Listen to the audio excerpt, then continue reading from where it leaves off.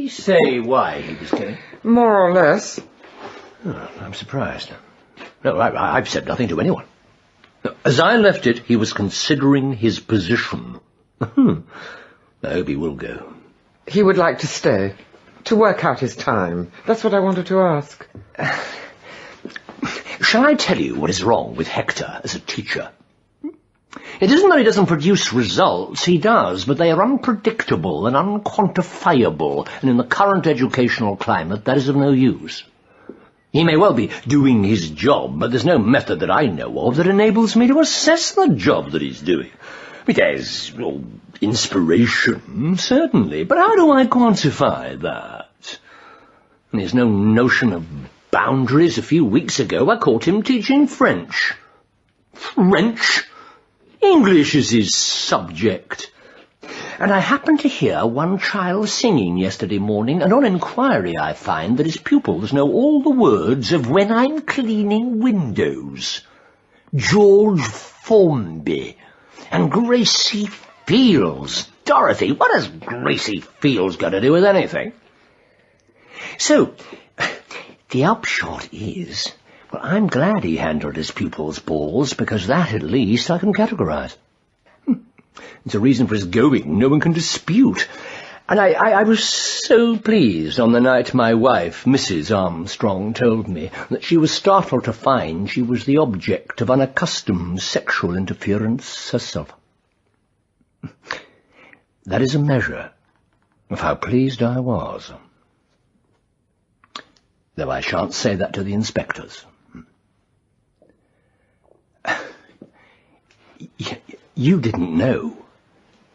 He hadn't told you why he was going. Not that, no. No. I assumed you knew. No. Well, keep it to yourself. Both his going and the reason for it. He handled the boys' balls? No, I don't want to spell it out.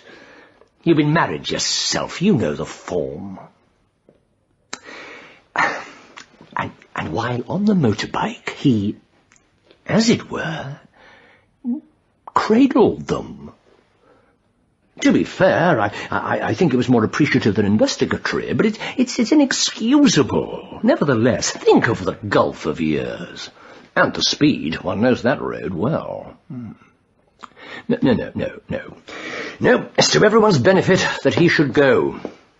As soon as possible. I have not hitherto been allotted an inner voice. My role, a patient and not unamused sufferance of the predilections and preoccupations of men. They kick their particular stone along the street, and I watch. I am, it is true, confided in by all parties. My gender, some sort of safeguard against the onward transmission of information. Though that I should be assumed to be so discreet is in itself condescending. I am what men would call a safe pair of hands. Our headmaster is a twat. An impermissible word nowadays, but the only one suited to my purpose. A twat. And to go further down the same proscribed path, a condescending cunt. Do you think Hector is a good teacher? Yes, I suppose, but what do I know? You see, I probably don't.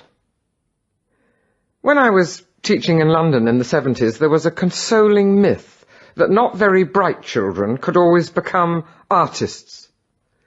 Droves of the half-educated left school with the notion that art, or some form of self-realization, was a viable option. It's by the same well-meaning token that it's assumed still that every third person in prison is a potential Van Gogh. And love him though I do, I feel there's a touch of that to Hector. Or what's all this learning by heart for, except as some sort of insurance against the boy's ultimate failure? Not that it matters now, one way or another. Why? What's happened? Nothing. Nothing. Isn't this his lesson? It is, but we're sharing, hadn't you heard?